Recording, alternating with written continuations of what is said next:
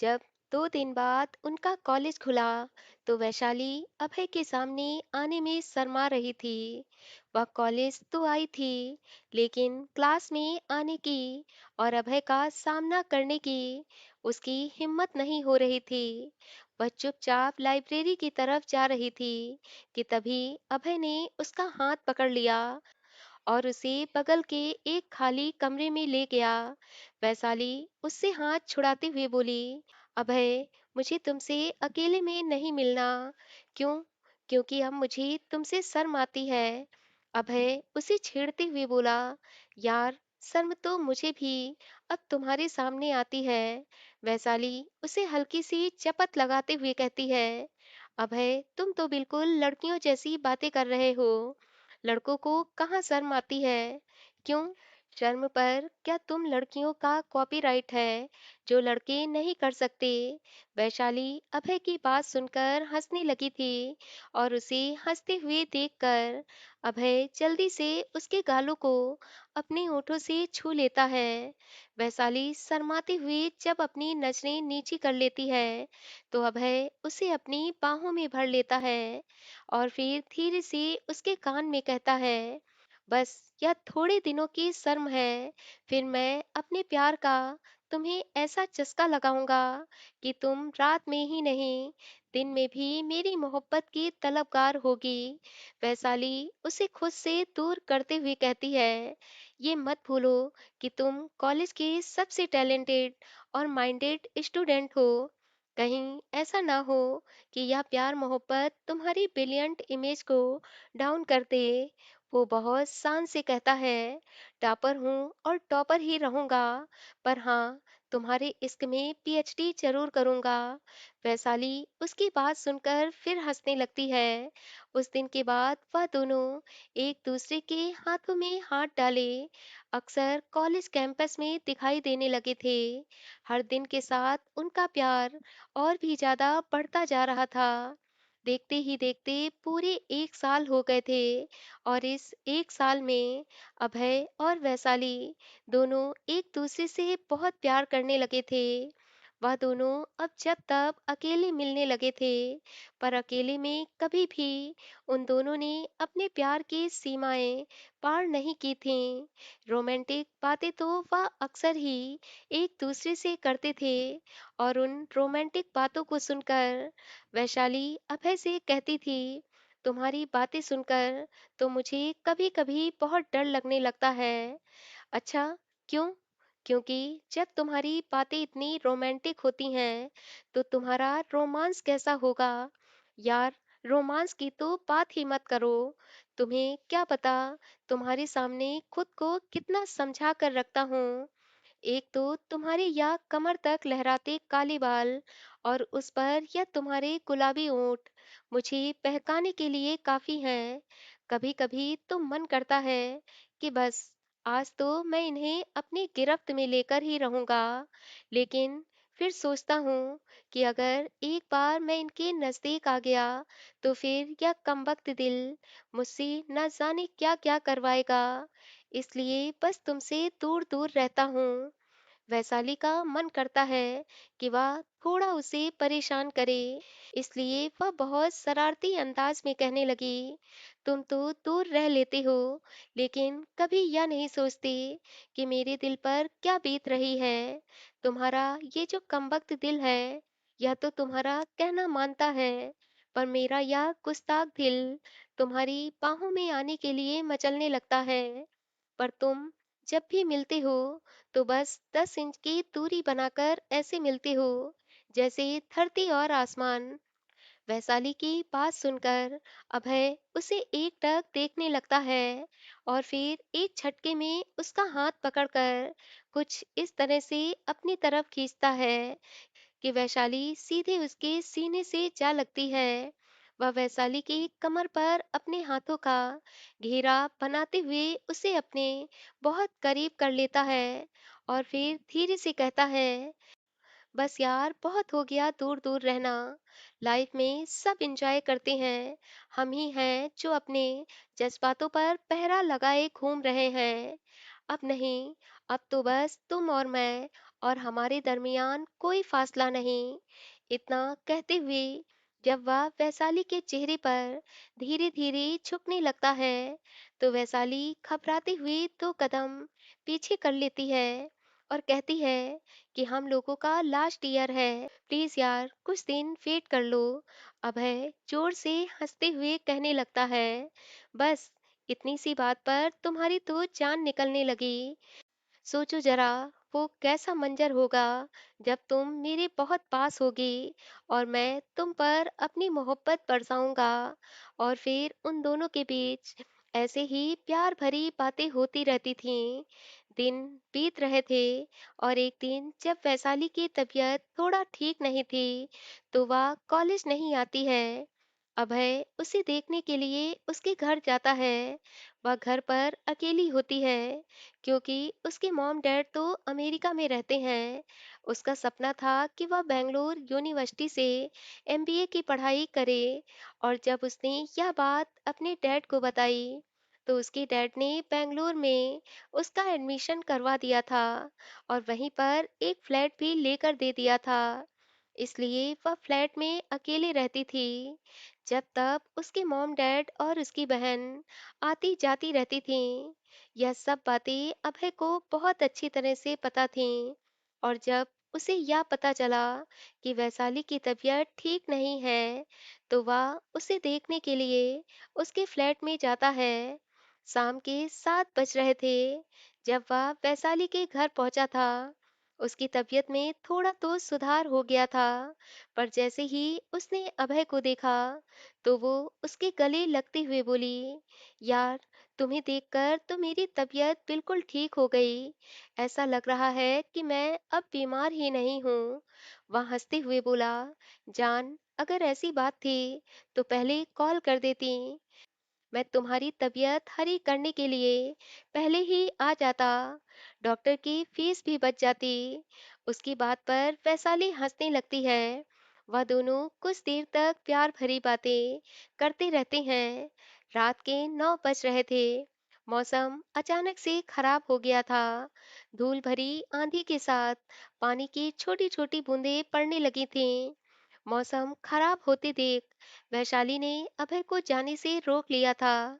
हालांकि अभय वहां रुकना नहीं चाहता था, लेकिन वैशाली उसका हाथ पकड़ते हुए बोली, अभय प्लीज, हम लोग एक दूसरे से प्यार करते हैं और शादी भी करने वाले हैं। अगर एक रात हम दोनों अकेले एक ही फ्लैट में रह लेंगे तो इसमें कुछ गलत नहीं है।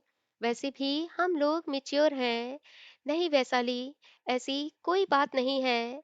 मैं तो बस इसलिए जा रहा था क्योंकि मुझे पढ़ाई करनी थी। कोई बात नहीं, आज हम दोनों साथ में मिलकर पढ़ेंगे। उसकी इस बात को सुनकर अभय हंसते हुए बोला, और तब तो हो गई पढ़ाई, क्योंकि सामने अगर तुम रहोगी तो पढ़ाई तो दूर, मुझे बुक भी नहीं दिखाई देगी। वैशाली भी उसकी बात पर हंसते हुए कहती है, तुम ना बहुत ज्यादा फिल्मी होते जा रहे हो। और फिर इस तरह अभय वैशाली के फ्लैट में रुक जाता है। वह टीवी देख रहा था और वैशाली कॉफी बना रही थी। उसने 2-3 बार अभय को आवाज दिया, तो अभय ने जब उसकी आवाज नहीं सुनी, तो वैशाली को एक शरारत सूझी। उसने फ्रिज से कुछ बर्फ के टुकड़े निकाले और चुपचाप अभय के पीछे जाकर खड़ी हो गई। अभय अभी भी टीवी देखने में मगन था और उसे इस बात की जरा भी भनक नहीं लगी थी कि वैशाली उसके जस्ट पीछे खड़ी है। उसने बर्फ के टुकड़े अभय की टी शर्ट के अंदर डाल दिए। अभय को जब अपनी शर्ट के अंदर कुछ ठंडा ठंडा सा महसूस हुआ, तो वह उठकर जल्दी से खड़ा हुआ। तो उसने देखा कि बर्फ का एक छोटा सा टुकड़ा जमीन पर गिर गया। तभी उसकी नजर वैशाली पर गई। तो अनजान बनने का नाटक करते हुए वह आराम से किचन में काम कर रही थी और मन ही मन मुस्कुरा रही थी। उसके चेहरे पर शरारती मुस्कान देखकर अब अभय को भी शरारत सूझ रही थी। उसने उस समय तो कुछ नहीं किया, लेकिन जब वैशाली काम करके कमरे में गई तो उसने फ्रिज खोला और उसमें से खूब ढेर सारे क्यूब निकाले और उसे ग्लास में रखकर वैशाली के पास आ गया और फिर चुपके से उसने सारे टुकड़े वैशाली के कपड़ों के अंदर डाल दिए और फिर उसे पीछे से कुछ इस तरह से पकड़ा कि वह बर्फ के टुकड़े नीचे ना गिरने पाए। अभय की इस शरारत पर वैशाली मुस्कुराते हुए बोली, ये चीटिंग है। मेरी शरारत का जवाब देना था तो कुछ नए अंदाज में दिया होता। अच्छा, ऐसी बात है। इतना कहते हुए अभय उसे गोद में उठा लेता है और फिर उसे किचन में ले आता है, जहां फ्रिज का ठंडा पानी निकालकर वह उसके कपड़ों के अंदर डाल देता है। वैशाली मुस्कुराते हुए कहती है, अबे प्लीज यार, ऐसा मत करो। एक तो बर्फ के टुकड़े और उस पर ठंडा ठंडा पानी पड़ने के कारण वैशाली ठंड से कांपने लगी थी।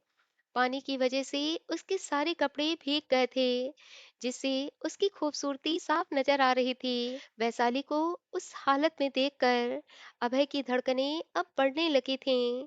उसने वैशाली की तरफ से अपनी नजरें हटानी चाहिए, लेकिन वह चाह कर भी फिर वैशाली के ऊपर से अपनी नजरें नहीं हटा पाया। उसके दिल में एक अलग ही जज्बातों का तूफान उमड़ने लगा, जो उसे वैशाली के करीब जाने के लिए मजबूर कर रहा था। वैशाली ने भी जब अभय की नजरों की तपिश महसूस की, तो वह थोड़ा संभलते हुए बोली, ऐसे क्यों देख रहे हो? बस कुछ नहीं, देख रहा हूँ कि तुम कितनी खूबसूरत, कितनी नाजुक हो। इतना कहते हुए अभय एक एक कदम वैशाली की तरफ बढ़ाते हुए जब उसके बहुत करीब पहुंच गया, तो वैशाली भी उसकी मौजूदगी से बेचैन होने लगी थी। उसने अपने अरमानों को संभाला और फिर अभय की तरफ देखते हुए बोली, क्या हुआ? इतने चुप क्यों हो? अभय कुछ नहीं बोलता है। वह बस उसे अपने गले से लगा लेता है और फिर कुछ देर तक वह दोनों चुपचाप खड़े रहते हैं। धड़कनों का सुर और बेकाबू सांसों की गति और उस पर अभय की प्यार भरी शरारतें जब धीरे धीरे तेज होने लगती हैं, तो उस सिचुएशन में वह दोनों ही खुद को बहुत मजबूर समझते हैं। और फिर अभय दिल के हाथों मजबूर होकर धीरे धीरे वैशाली पर अपनी चाहतें लुटाने लगता है। कुछ पलों का सन्नाटा और फिर धड़कनों का शोर उन दोनों की जिंदगी को एक ऐसे मुकाम पर ले जा रहा था, जहां अब वो दोनों प्यार भरे उन लम्हों को जी रहे थे, जो उनकी लाइफ में आज पहली बार आए थे। अगली सुबह जब अभय की आंख खुली, तो उसकी आंखों में बहुत पछतावा था। वह चाहकर भी वैशाली से नजरें नहीं मिला पा रहा था। पछतावा तो वैशाली को भी था, लेकिन उसे इस बात का यकीन भी था कि अभय उसे कभी चीट नहीं करेगा, क्योंकि वह अच्छी तरह से जानती थी कि अभय उसे अपनी दिलो जान से भी ज्यादा प्यार करता है। और फिर यही बात सोचकर वह अभय का हाथ पकड़ते हुए कहती है, अभय, तुम इतना क्यों परेशान हो रहे हो? हम दोनों बहुत जल्द ही शादी कर लेंगे। अभय उसे अपने सीने से लगाते हुए कहता है, नहीं वैशाली, हम लोग आज ही शादी करेंगे, और वह भी कोर्ट मैरिज। पर तुम्हारे मॉम डैड, मैं अपने मॉम डैड को अच्छी तरह से जानता हूँ। वह मुझ पर बहुत ट्रस्ट करते हैं, इसलिए मेरे कोर्ट मैरिज करने पर भी वह कभी गुस्सा नहीं होंगे। और वैसे भी मैंने अपनी मॉम डैड को तुम्हारी फोटो दिखा दी है। मेरे मॉम डैड तुम्हें बहुत अच्छी तरह से जानते हैं, और सबसे खुशी की बात यह है कि उन्होंने तुम्हें पसंद भी कर लिया है। वैशाली यह सुनकर तो बहुत खुश हो गई थी। वह यह तो जानती थी कि अभय उससे बहुत प्यार करता है, पर इतना प्यार करता है कि उसने अपने मॉम डैड को उसकी फोटो भी दिखा दी और शादी की बात भी कर ली। यह सुनकर उसके पांव तो जमीन पर ही नहीं पड़ रहे थे। अभय बोला, अभी सिर्फ हम लोग कोर्ट मैरिज करेंगे और फिर दीपावली के बाद हम दोनों पूरी रीति रिवाज के साथ शादी भी करेंगे। अभय को अपनी गलती पर बहुत पछतावा हो रहा था, और वह ऐसा बिल्कुल भी नहीं चाहता था कि शादी से पहले वह वैशाली के साथ कोई ऐसा प्यार भरा रिश्ता बनाए। इसलिए वह जल्द से जल्द वैशाली को अपनी पत्नी बनाना चाहता था। और फिर उसी दिन वह दोनों कोर्ट जाकर अपनी शादी का रजिस्ट्रेशन करवा देते हैं। एक हफ्ते बाद दीपावली थी, इसलिए अभय अपने घर जा रहा था। रास्ते में एक रोड एक्सीडेंट में उसका इतना भयानक एक्सीडेंट होता है कि वह कोमा में चला जाता है।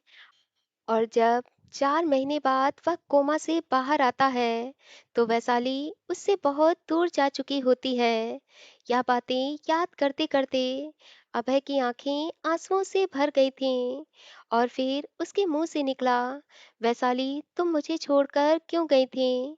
क्यों तुम मेरे पास नहीं आई? मानता हूँ कि उस दिन मुझसे गलती हो गई थी, लेकिन मैंने अपनी गलती सुधारी भी थी।" और फिर ऐसे ही न जाने कितनी बातें कहते हुए वो वैशाली को बार बार याद कर रहा था। अभय की हालत देखकर शिवानी बहुत घबरा गई थी, इसलिए वह भागते हुए नीचे गई और घर वालों को बुला लाई। हर्षिता जी अभय की हालत देखकर बहुत परेशान हो गई थीं, तो उसके पापा उसके सर पर हाथ फेरते हुए उससे बार बार पूछ रहे थे, "अभय, क्या हुआ बेटा? कोई प्रॉब्लम है तो मुझे बताओ। तुम इतनी टेंशन क्यों ले रहे हो?" अभय अपने पापा के गले लगकर रोते हुए बोला, "डैड, वैशाली मुझे छोड़कर चली गई। हम सबको लगता था कि वैशाली जानबूझकर मुझसे दूर गई है।" लेकिन इतना कहते-कहते उसका गला भर आया था, तो उसके डैड गुस्सा करते हुए बोले, "अब तुमने फिर वैशाली का नाम जपना शुरू कर दिया। मैंने तुमसे कितनी बार कहा है कि वह लड़की तुम्हारे लिए ठीक नहीं थी। अगर वह तुमसे प्यार करती तो एक बार वो तुमसे मिलने जरूर आती, पर उस दिन के बाद उसने एक बार भी पलटकर तुम्हारी तरफ नहीं देखा।" हर्षिता जी अपने हस्बैंड की बात का समर्थन करते हुए बोली, "अभय, तुम्हारे डैड बिल्कुल सही कह रहे हैं।" अभय ने खुद को संभाला और फिर अपनी आंखों से आंसू पोंछते हुए शिवानी से बोला, "तुम मेरी वैशाली को कैसे जानती हो?" हर्षिता जी शिवानी को बहुत गौर से देखते हुए बोली, "क्या तुम वैशाली को जानती हो? फिर जब तुमने वैशाली की फोटो देखी थी, तब तुमने मुझे क्यों नहीं बताया?" अभय के पापा भी अब शिवानी को शक भरी नजरों से देख रहे थे। शिवानी कुछ बोलती इससे पहले ही अभय दहाड़ते हुए बोला, "मैंने पूछा कि तुम मेरी वैशाली को कैसे जानती हो?" अभय की तेज आवाज सुनकर शिवानी का चेहरा डर से लाल हो गया था। वह कांपती आवाज में बोली, "वैशाली मेरी बड़ी बहन थी। झूठ बोल रही हो तुम, क्योंकि वैशाली की छोटी बहन का नाम अभी।" वह इतना ही बोला था कि शिवानी बोली, "वैशाली दी मुझे प्रिंसेस कहकर बुलाती थी।" इतना कहते हुए उसने अपने मोबाइल में वैशाली के साथ अपनी अनगिनत फोटो को दिखाने लगी। यह सब सुनकर हर्षिता जी के पैरों तले से तो जमीन ही खिसक गई थी। और फिर वह गुस्सा करते हुए बोली, "अच्छा, तो इसका मतलब है कि तुम्हें यहाँ वैशाली ने भेजा है? मेरा बेटा ठीक कहता था कि तुम एक नंबर की छोटी और मक्कार हो और तुम यहाँ उससे बदला लेने आई हो।" पर मैंने अपने बेटे की बात पर यकीन नहीं किया। और फिर वह अफसोस जताते हुए बोली, "कैसी-कैसी लड़कियां होती हैं। बड़ी बहन ने मेरे बेटे की जिंदगी के 5 साल बर्बाद कर दिए और छोटी बहन मेरे बेटे को पूरी दुनिया में बदनाम करके मेरे ही घर में जालसाजी के धागे बुन रही थी।" हर्षिता जी की बात सुनकर शिवानी की आंखों में आंसू आ गए थे, क्योंकि आज तक कभी हर्षिता जी ने उससे इस लैंग्वेज में बात नहीं की थी। उसे उनकी बातें खराब नहीं लग रही थीं, क्योंकि अगर आज वह यह सारी बातें कह रही थी, तो उसकी जिम्मेदार कहीं न कहीं शिवानी ही थी। उसे रोते हुए देखकर अभय के पापा भी गुस्सा करते हुए बोले, "अब क्यों रो रही हो? अब सच-सच बताओ कि तुम यहाँ किस मकसद से आई थी? क्योंकि आज लाइफ में पहली बार मेरी आंखों ने भी किसी को पहचानने में धोखा खाया है। शिवानी अपनी आंखों से आंसू पोंछते हुए बोली, ये सच है कि मैं अभय से बदला लेने आई थी, अपनी दी की मौत का बदला, जो वह घुटन भरी जिंदगी जी रही थी। उस घुटन का बदला, डिप्रेशन में आकर जब उन्होंने खुद को खत्म किया था, उस सुसाइड का बदला लेने के लिए मैं आप लोगों के पास आई थी। पर सच्चाई कुछ और होगी, इस बात का मुझे जरा भी अंदाजा नहीं था। हर्षिता जी चौंकते हुए बोली, क्या? वैशाली? हाँ, मेरी दीदी अब इस दुनिया में नहीं है। अभय गुस्से से उसे देखते हुए बोला, पर उसने सुसाइड क्यों किया था? क्योंकि वह डिप्रेशन में चली गई थी। उन्हें इस बात का बहुत सदमा लगा था कि आप उनसे मिलने नहीं आए। उन्होंने आपको फोन किया, लेकिन आपका फोन भी नहीं मिल रहा था। और फिर धीरे धीरे उन्हें ऐसा लगने लगा कि आपने उन्हें चीट किया है। प्यार के नाम पर आपने उनकी फीलिंग्स के साथ खिलवाड़ किया है। सोते जागते उठते बैठते बस उनके दिलो दिमाग में एक ही बात चलती कि अभय सिंह ने उन्हें धोखा दिया है। और फिर जब 2 महीने बाद उनकी तबीयत अक्सर ही खराब रहने लगी, तो डैड उन्हें डॉक्टर के पास ले गए, जहां डॉक्टर ने बताया कि वह प्रेग्नेंट है। और यह बात जब उन्हें पता चली, तो वह खूब रोई थीं और रोते हुए कहने लगीं कि अभय मुझसे प्यार नहीं करता था, इसलिए वह मुझे छोड़कर चला गया। लेकिन मैं उससे बहुत प्यार करती थी और आज भी करती हूँ, इसलिए मैं उसके प्यार की निशानी को हमेशा अपने पास संभाल कर रखूंगी। प्रेगनेंसी की खबर सुनकर उनके अंदर जीने की चाहत जाग गई थी। वह थोड़ा थोड़ा खुद को संभालने लगी थी। अभी 3 महीने ही हुए थे कि एक दिन जब वह सीढ़ियों से उतर रही थीं, तब कमजोरी की वजह से उन्हें चक्कर आ जाता है और वह सीढ़ियों से गिर गईं। सीढ़ियों से गिरने के कारण उनका मिसकैरेज हो गया था। और जब उन्हें यह बात पता चली कि उनका बच्चा अब इस दुनिया में नहीं है, तो उन्हें इस बात का इतना बड़ा सदमा लगा कि उनके अंदर जीने की सारी चाहत खत्म हो गई। वह जी तो रही थीं, पर उनके अंदर जीने की कोई तमन्ना नहीं थी। हम लोग जब भी उन्हें समझाने की कोशिश करते, तो वह एक ही बात कहती कि पहले अभय ने मुझे छोड़ दिया और बाद में अभय के बच्चे ने भी मुझसे नाता तोड़ लिया और मैं ऐसे अकेले नहीं जी सकती। डैड जब भी उनसे आपके बारे में बात करते और आपका एड्रेस पूछते, तो वो हर बार मना कर देती और कहती कि अगर उसे आना होता तो वह दोबारा लौटकर कॉलेज में जरूर आता, इसलिए आप लोगों को उसके पास जाने की कोई जरूरत नहीं है।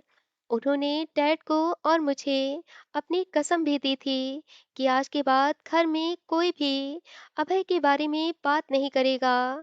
उस दिन के बाद फिर हम दोनों ने आपके बारे में पूछना बंद कर दिया था, क्योंकि डैड को भी लगता था कि बार बार अभय की बात करके हम लोग उसे हर्ट ही करते हैं। दिन ऐसे ही बीत रहे थे और फिर एक शाम जब वैशाली दीदी सोने के लिए बिस्तर पर लेटी, तो फिर वह दोबारा कभी उठ ना सकीं। वैशाली दीदी के जाने से हम सब टूट गए थे। डैड को तो इस सदमे से उबरने के लिए सालों लगे थे। जब यह सब हुआ था, तब मैं छोटी थी, पर इतना तो समझती थी कि मेरी दीदी के साथ जो कुछ भी हुआ है, उन सब का जिम्मेदार अभय सिंह है। और फिर उस समय मैंने डिसाइड किया था कि मैं एक ना एक दिन अभय सिंह से जरूर बदला लूंगी।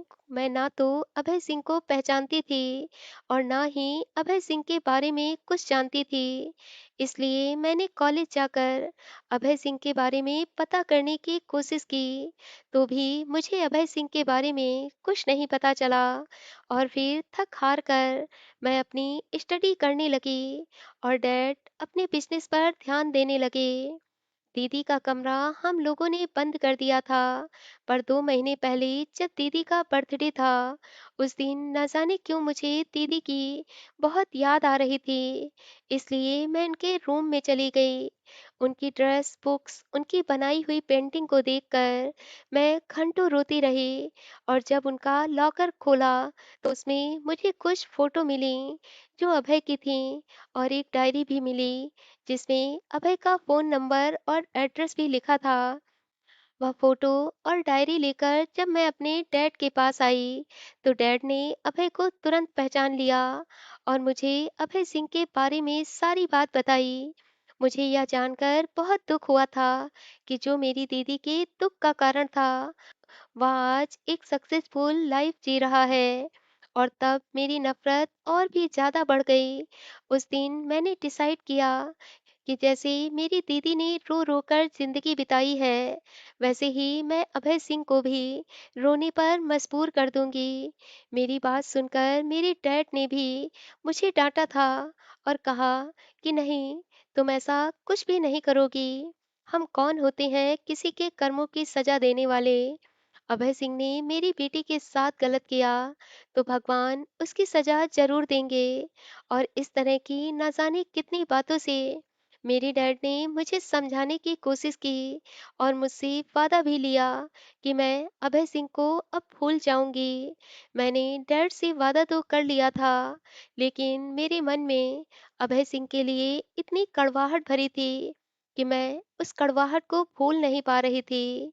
और फिर एक दिन मैं अपने डैड से झूठ बोलकर मैं इंडिया आ गई।